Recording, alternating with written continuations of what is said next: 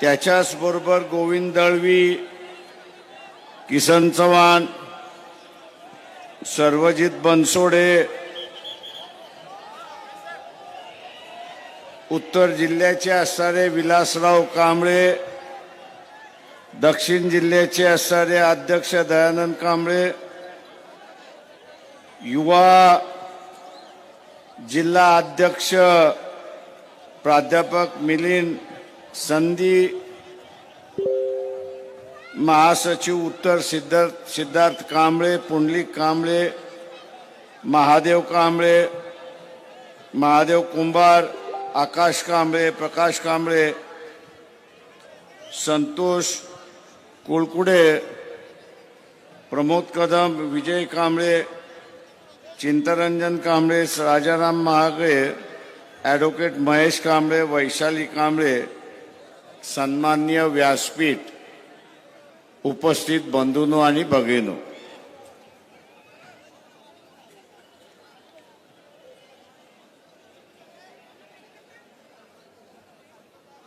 महाविकास आघाडीमधल्या चर्चेच्या संदर्भात मी आपल्या समोर या ठिकाणी बोलणार नाही.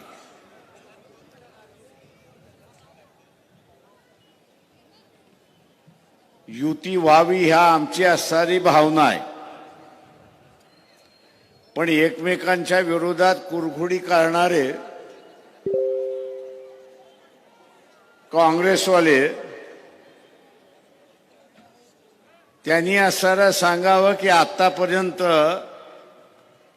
काँग्रेसचे जे अध्यक्ष आहेत त्यांच्यावरती ईडीची चौकशी आहे की नाही त्यांनी सांगावं. आणि ईडीची चौकशी असल्यामुळे ते भारतीय जनता पक्षाच्या विरोधात अजिबात भूमिका घेत नाही अशी परिस्थिती आहे. आणि आज ते आपल्याला शहाणपणा असा करायला निघालेत की तुम्ही बीजेपीला मदत करणार आहात. अरे नालायकांनो, तुम्ही इलेक्शन लढू नका, आम्ही बीजेपीला झोपवल्याशिवाय राहणार नाही हे लक्षात घ्या.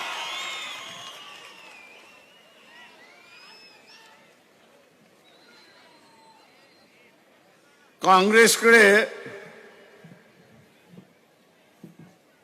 नवीन कार्यकर्त्याला उमेदवारी द्यायची नाही,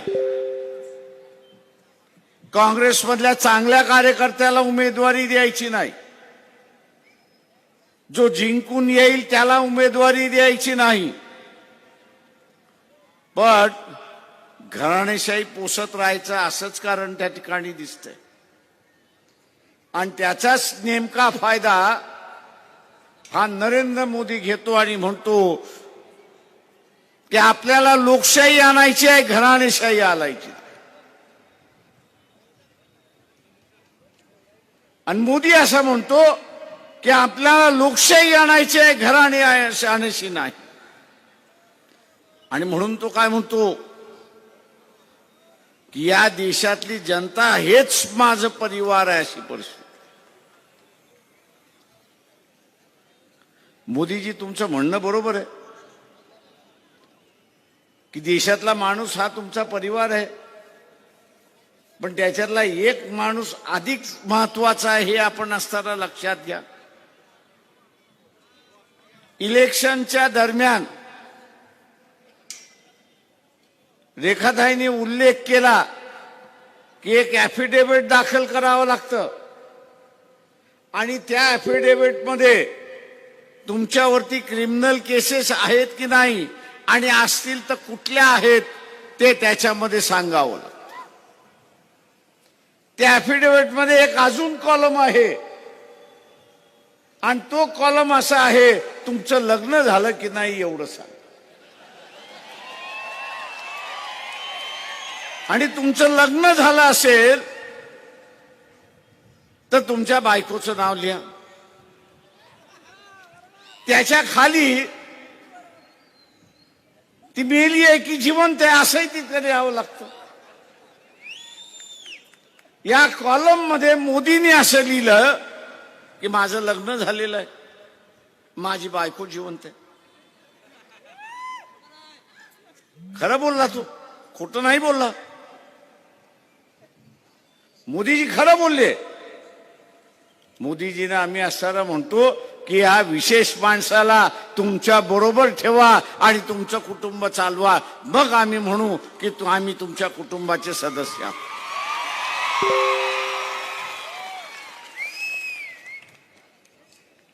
जी रीत आहे, प्रथा आहे, मी इथल्या सनातन हिंदुत्ववाद्यांना विचारतोय,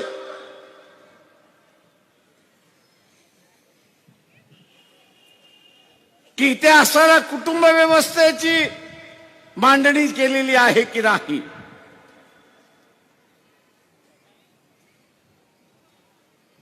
इथे असणारी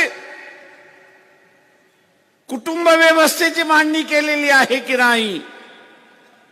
तुम्ही सगळ्यांना हिंदू धर्म शिकवायला सांगता, संस्कृती शिकवायला सांगता. या कुटुंब व्यवस्थेमध्ये कुटुंबाने एकत्र राहिलं पाहिजे हे त्या ठिकाणी शिकवता. हे मोदींना का नाही शिकवत एवढं आम्हाला सांगा. ए सनातनवाद्यानो, तुमची कुठल्या तोंडाने तुम्ही मतं मागायला जाणार आहात? कुठल्या तोंडाने तुम्ही मतं मागायला उद्या जाणार आहात? की जो माणूस कुटुंब व्यवस्था पाळत नाही, हिंदू संस्कृतीचा असणारा एक भाग पाळत नाही, त्याला पुन्हा मतदान द्या. कुठल्या तोंडाने तुम्ही मागणार आहात? मित्रो,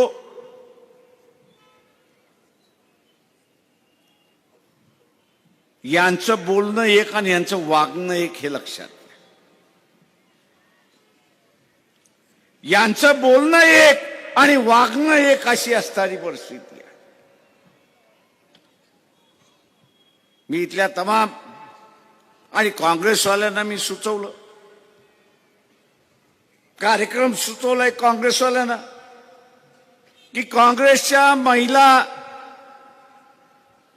विंग आहे, पक्षाचं जे महिला विंग आहे, त्याच्या अध्यक्षाने मोदींच्या घरासमोर धरणं द्यावी आणि त्यांना एवढंच म्हणावं की तुम्ही हिंदू संस्कृतीचे प्रचारक आहात, प्रचार करत आलात, हिंदूंना तुम्ही असताना एकत्र या असं सांगताय. तुम्ही पहिल्यांदा तुमच्यापासून सुरुवात करा, पती पत्नी एकत्र राहायला शिका. हा आंदोलन त्या ठिकाणी घ्या.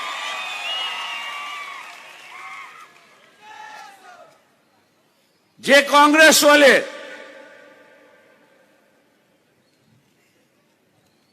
आमच्यावरती टीका करतात, मी त्यांना विचारतो की हा साधा सुधा कार्यक्रम, हा साधा सुधा कार्यक्रम की पती पत्नीने एकत्र राहावं, हे आंदोलन सुद्धा घेण्याची तुमची हिंमत नाही.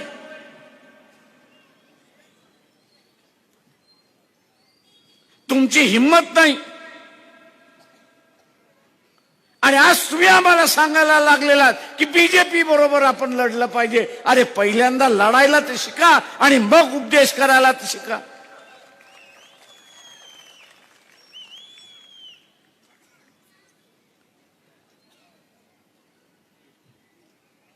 लढायचं नाही. आज एवढी चांगली संधी आली होती, दिल्लीतल्या शेतकऱ्यांच्या संधी होती. काँग्रेसवाल्यांनो आम्हाला एक सांगा की मध्य प्रदेश, राजस्थान, उत्तर प्रदेश या राज्यामध्ये तुम्ही काँग्रेसच्या कार्यकर्त्याला का नाही सांगितलं की मोर्चे काढा, आंदोलन करा, रस्ते बंद करा आणि शेतकऱ्याच्या मागणीला काँग्रेस पक्षाचा पाठिंबा आहे म्हणून तुम्ही का नाही कार्यक्रम आखलात?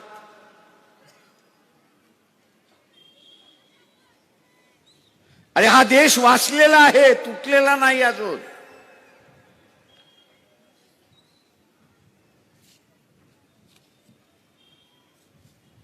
देश अजून तुटलेला नाही, जुळलेला आहे. तर आम्ही देश बचाव आंदोलन करायला निघालेलो आहोत. अरे कोणाला फसवताय तू? लोक काही एवढी मूर्ख नाहीत.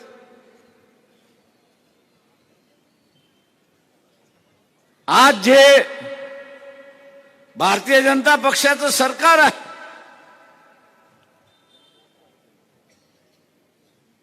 भारतीय जनता पक्षाचं सरकार आहे,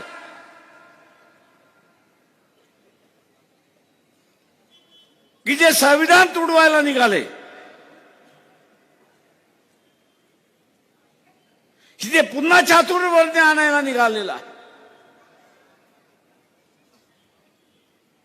अशांच्या विरोधात लढायचं असेल, तुमच्या यात्रेमधला असणारा संदेश काय आहे? चातुर्वर्ण्याच्या विरोधातला संदेश, समतेच्या बाजूचा असणारा संदेश, शेतकऱ्यांच्या बाजूचा असणारा संदेश आहे. एक लाट उभी करण्याची संधी, एक लाट उभी करण्याची संधी त्या ठिकाणी आली होती, ती सोडून द्यायचं आणि जे मोदीच्या विरोधात लढतात आहेत त्यांच्याबद्दल शंका निर्माण करायच्या. एक तर मुख्यमंत्री तुमचा गेला, दुसरा मुख्यमंत्री राहिलाय, त्याला सुद्धा अजेंडा देण्यात आलेला आहे. काय अजेंडा? ते एकीमध्ये बिघाड कर. सांगण्यात आलेला एकीमध्ये बिघाड कर. तू एकीमध्ये बिघाड केलास तर मे जून मध्ये कुठला तरी गव्हर्नर म्हणून त्या ठिकाणी जाशील. काँग्रेसमध्ये असे बरेच सुपारी बहादूर आहेत हे आपण लक्षात घ्या.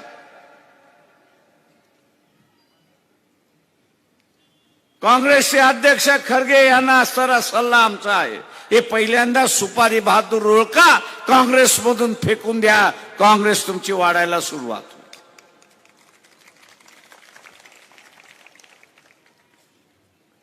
पण या सुपारी बहादुरांना आवरलं नाही तर इलेक्शन नंतर तुम्ही जेलमध्ये गेल्याशिवाय राहणार नाही, एवढं लक्षात घ्या. आम्ही तर झाले फकीर आहोत, कधी या मस्जिदमध्ये कधी त्या मंदिरामध्ये. मोदीने 9 वेळा शोध कार्य पाठवलं. एक माझ्याकडे दिल्लीतला पोलीस अधिकारी आला, तो म्हणला प्रकाशराव काहीतरी थोडं द्या. म्हटलं काय थोडस देऊ तुला? तुम्ही कुठं चोरीमारी केली असेल एवढंच सांगा. मी म्हटलं हे माझ्याबरोबर पारधी बसलेलं, म्हटलं त्याला विचार, तो तुला सांगेल चोरीमारी कशी करायची.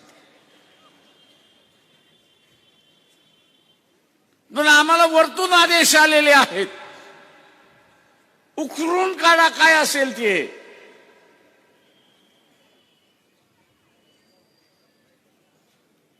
अरे म्हटलं माझ्याकडे आहे नाही तर तुला काय उकरून देऊ? म्हटलं माझी चळवळ मी चालवत नाही, लोक चालवतात. या सभेला आलेली लोक म्हटलं होतं लोकच स्वतः येतात. आलेल्या कोणीतरी स्टेज बांधून देतो, कोणीतरी माईक देतो, कोणीतरी पोस्टर काढतं, कोणीतरी फ्लेक्स काढतं. अशा रीतीने आमची चळवळ चाललेली आहे. आणि तुला का कुठून देऊ? तो म्हटला माझी नोकरी जाईल. म्हटलं ये माझ्याकडे जागा खाली आहे.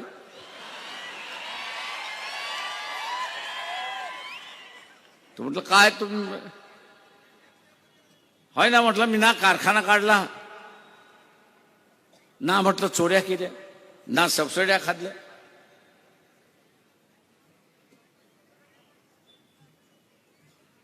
आणि म्हणून काँग्रेसवाल्यांना सांगतो थाटपणे, आम्ही असणारा मोदीला पाहिजे ते बोलू शकतो.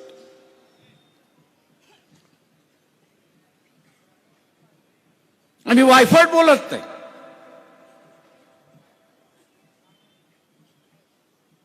चुकीचं काही बोलत नाही. आधार देऊन त्यांना असणारा बोलत असतो.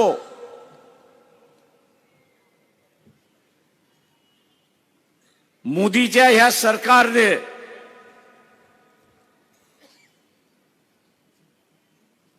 इथल्या एअरफोर्सची वाट लागली हे आपण असणारं लक्षात घ्या. मनमोहन सिंगच्या कालावधीमध्ये 135 राफेल विमानं विकत घ्यायची होती फ्रेंच सरकारमधनं.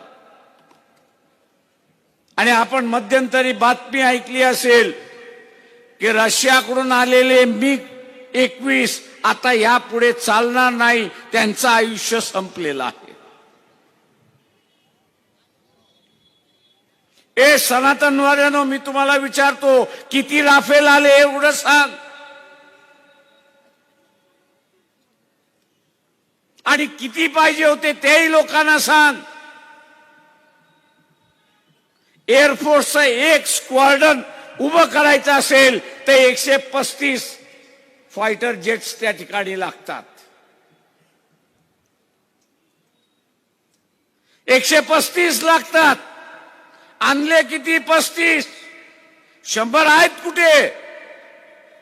तर मोदींनी त्यावेळेस सांगितलं की हा अंबानी, अनिल अंबानी आहे, तो आपल्याला आणून देईल.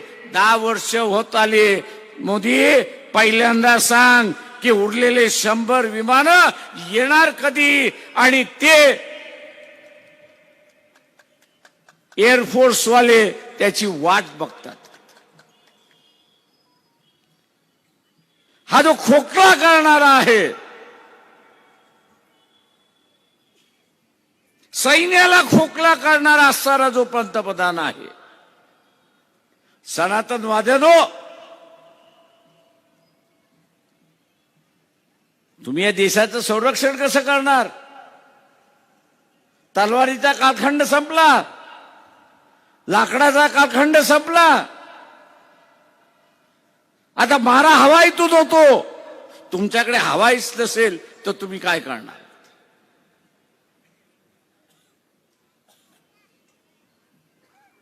आणि म्हणून ज्यांनी या देशाच्या संरक्षणाशी खेळलंय, ज्यांनी या देशाच्या संरक्षणाशी खेळलंय, त्याला पुन्हा पंतप्रधान करता कामा नये, हे आपण सर्व लक्षात घ्या. सातारा आहे, सांगली आहे, कोल्हापूर आहे, इथल्या माणसाला सैन्यामध्ये जायचं असेल तर 2 ठिकाणी जातो.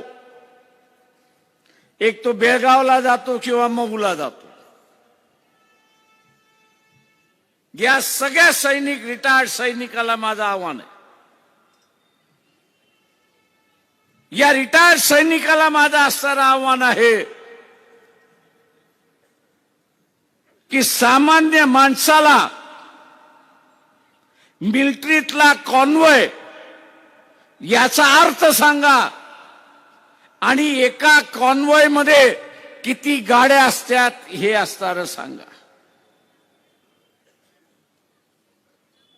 इथल्या रिटायर्ड मिलिटरी अधिकाऱ्याला माझं म्हणणं आहे, इथल्या रिटायर्ड सोल्जरला माझं असणारं आव्हान आहे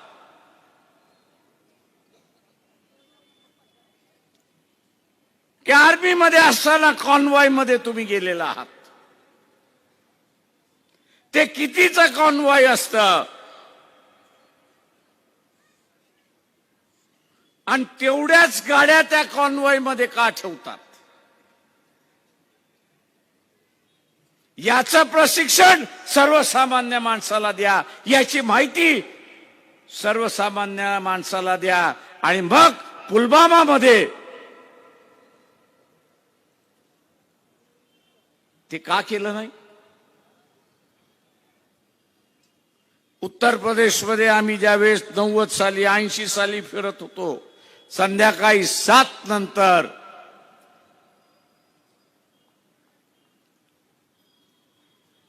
तुम्ही एकटे गाडी घेऊन जाऊ शकत नव्हतात. तुम्ही एकटे गाडी घेऊन जाऊ शकत नव्हतात.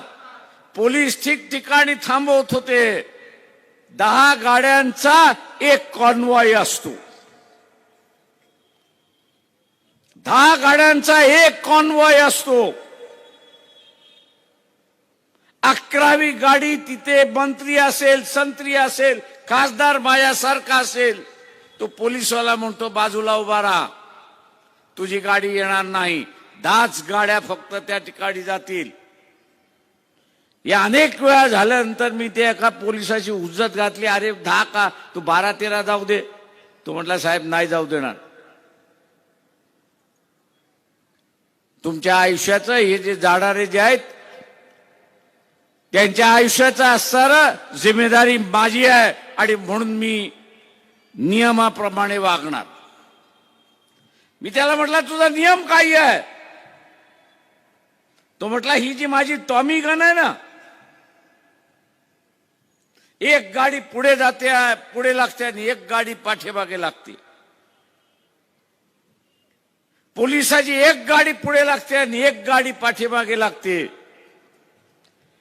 तुम्हाला वाचवायचं असेल आम्हाला तर येणारी गाडी, येणारा बॉम्बर, येणारा हत्यारा हा आमच्या बुलेट रेंज मध्ये त्या ठिकाणी पाहिजे. तो आमच्या रेंज मध्ये पाहिजे, तरच आम्ही तुम्हाला वाचू शकतो, नाही तर आम्ही वाचू शकत नाही. आणि आमची बुले ही जी टॉमी गन आहे ही फक्त 5 गाड्यांपर्यंत आणि तिकडनं येणाऱ्या 5 गाड्या आणि म्हणून 10 गाड्यांचा असणारा कॉन्वॉय त्या ठिकाणी असतो. मोदीजींना आम्ही असणारा विचारतोय, हा 80 गाड्यांचा कॉन्वॉय कसा काय झाला हे पहिल्यांदा सांगा. आणि ज्यांनी केला त्याला तुम्ही काय शिक्षा दिली ते असणारं सांगा. तुम्हा कोणाला माहिती नसेल, ज्या मेजरने हा 80 कॉन्वॉय केला त्याची चौकशी करण्याच्या ऐवजी त्याला असणारा प्रमोशन देऊन मोदी बसला. म्हणजे ज्यांनी एका गाडीमधली, त्या कॉन्वॉयतल्या एका गाडीमधल्या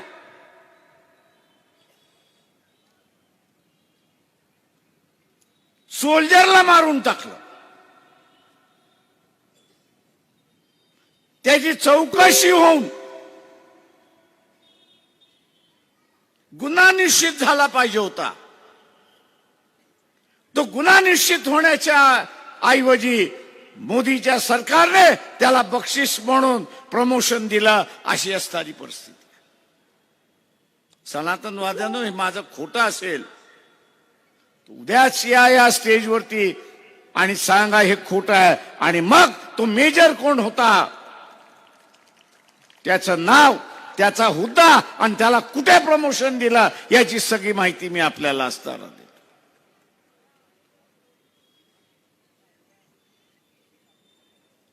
मित्रो, हे पूर्ण खोटारडं सरकार आहे. हे देशाची खोटं बोलत चाललेलं आहे, लुटारूंचं सरकार आहे. याच्या सारखा लुटारू दुसरा कोणच नाही हे आपण लक्षात घ्या. काँग्रेसवाले, तुम्हाला आवाहन करतो मी, तुम्ही भुरटे चोरात, त्या भुरट्या चोराची कबुली करा. तुम्ही भुरटे चोरात,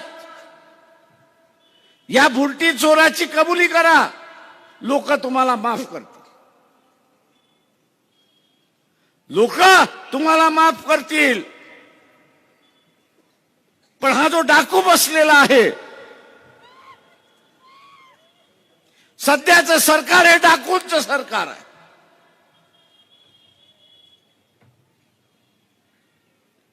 सध्याचं सरकार हे डाकूंचं सरकार आहे. यांनी 10 वर्षाच्या कालावधीमध्ये काय केलं? यांनी 10 वर्ष म्हणजे 2014 ते 2024 मध्ये यांनी काय केलं? तर यांनी देशावरचं कर्ज जे 24 रुपयाचं होतं, 100रातले 24 रुपयाचं कर्ज जे होतं, या डाकू सरकारने हे कर्ज 84 रुपयावरती गेले, हे लक्षात घ्या.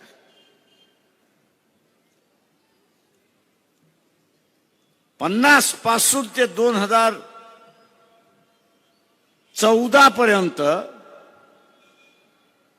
या देशावरती कर्ज 24 रुपयाचं होतं. 2014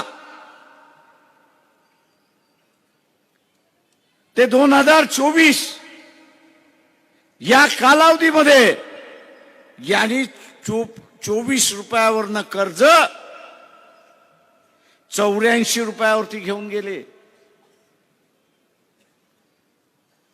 84 रुपयावरती घेऊन गेले आणि जागतिक बँकेने मागच्या महिन्यामध्ये एक अहवाल दिला आणि भारताला वॉर्निंग दिली. काय वॉर्निंग दिली? दुबईला आता फक्त 16 रुपयाचं कर्ज बाकी आहे.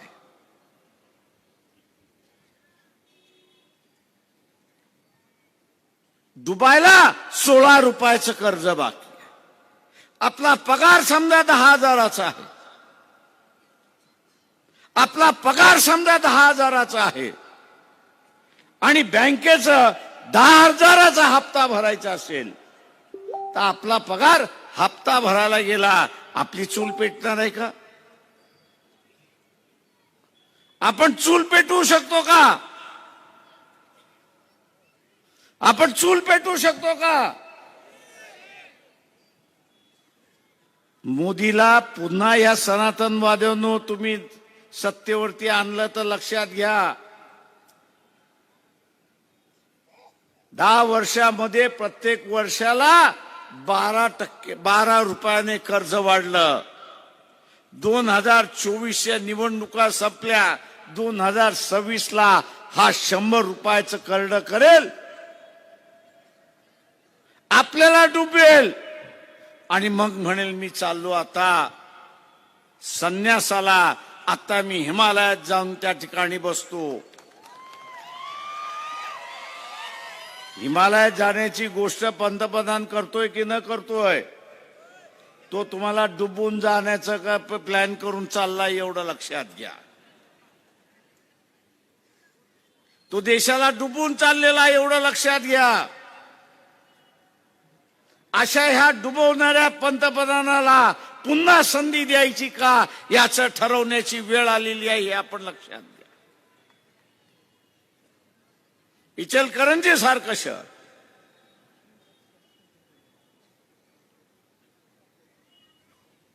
एक नावाजलेलं शहर,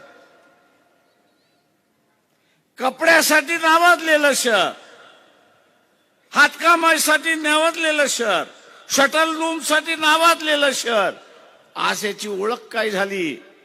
तर हिंदू मुसलमानाच्या दंगेची ओळख झाली. कारखाना गेला, उद्योग गेला आणि शहराच्या माथी काही पडलं तर या ठिकाणी उद्योजक शहराचं नाव पडलं दंगलीचं शहर म्हणून. अशी परिस्थिती. मी आपल्याला सरळ विचारतो की एका बाजूला देशाला डुबवणारा पंतप्रधान आणि दुसऱ्या बाजूला धारकळ्यांमार्फत दंगली करणारं राज्य, असं हे चित्र उभं राहते. जरांगे पाटलाची असणारी एसआयटी उभी झाली, फार चांगले झालं. त्या अधिकाऱ्याला म्हटलं तू उरलेल्या सगळ्यांची तू इन्क्वायरी सोडून दे, या ठिकाणी धारक किती आली तेवढी फक्त बघ आणि त्यांनी काय केलं तेवढं बघ. दंगली ह्या असणाऱ्या धारकांनी केलेल्या, हा माझा असणारा आरोप आहे. सरकार चौकशी नाही करणार का? काय इथे दंगली झाल्या पाहिजेत अशी असणारी परिस्थिती आहे. आणि म्हणून माझं आव्हान आहे की एका बाजूला कारखानदारी बुडते, व्यवसाय बुडतोय आणि दुसऱ्या बाजूला देशावरचं कर्ज वाढत चाललंय, अशी असणारी परिस्थिती आहे. एकदा आपल्या हातामध्ये पैसा राहिला नाही तर मग आपण काय करतो? घरातला पुरुष काय करतो, घरातली चूल पेटावी म्हणून तो काय करतो, तुम्ही सगळेजण अनुभवी आहात. बोललात तर मोकळं होईल, डोक्यामध्ये थोडं तरी बसायला सुरुवात होईल. भांडी विकायला सुरुवात करता की नाही?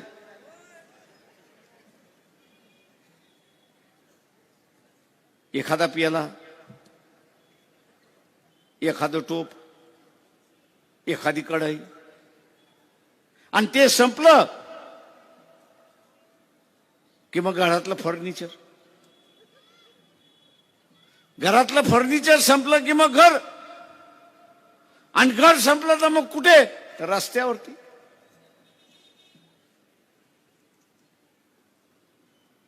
आपण मध्यंतरी पाकिस्तानचे हाल बघितले. खायला अन्नधान्य नाही, लोक लुटमार करायला सुरुवात झाली. भारतामध्ये सुद्धा आपल्याला हे घडवायचं आहे का, याचं पहिल्यांदा ठरवा. जे धर्मवेडे आहेत त्यांना माझं असं आव्हान आहे, आपण पहिल्यांदा एक प्रश्न आपल्यालाच विचारा, स्वतःलाच विचारा की वाड वडिलांचा असणारा धर्म तुम्ही सोडणार आहात का? वाड वडिलांचा असणारा धर्म हा तुम्ही सोडणार आहात का? त्याचं उत्तर नाहीये. आणि त्याचं जर उत्तर नसेल तर मग तुम्ही मुसलमानासारखं का वागताय? का इस्लाम खतऱ्यामध्ये हा घोषणा मुसलमान देतो? त्याचा एवढासा जीव आहे, त्याचा एवढासा जीव वाचवण्यासाठी तो धर्माचं कवच वापरतो. धर्माचं कवच वापरतो. पण तुम्ही कॉपी मास्टर का होता एवढं सांगा ना.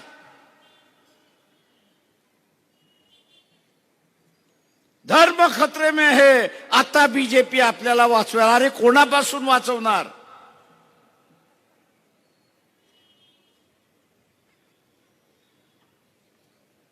धर्म खतरे में मोदी आपल्याला वाचवणार, बीजेपी आपल्याला वाचवणार, आरएसएस आपल्याला वाचवणार. अरे कोणापासून वाचवणार?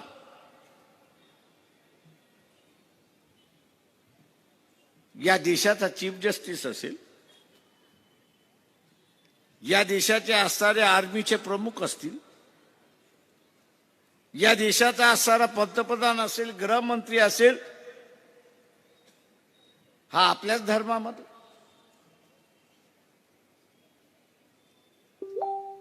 आपल्याच धर्मामधला.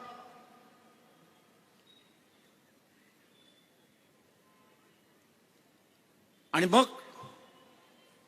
हा जो गैरप्रचार चालला, अपप्रचार चालला, धर्माच्या नावाचे अफूची गोळी जी दिल्या जाते त्याच्यापासून सावध राहा. ही अफूची गोळी दिल्या जाते, देश लुटावा म्हणून दिल्या जाते. आम्ही मोदींना विचारतो, हे जे कर्ज तुम्ही वाढवले, यातून किती कारखाने उभे झाले याचा हिशेब द्या.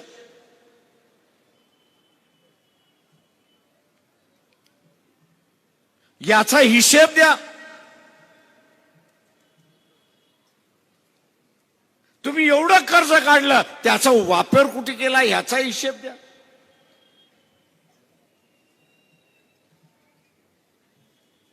दुर्दैव आहे असं मी म्हणेन की त्या काँग्रेस पक्षाचं, की साले डरपोक नेते आहेत.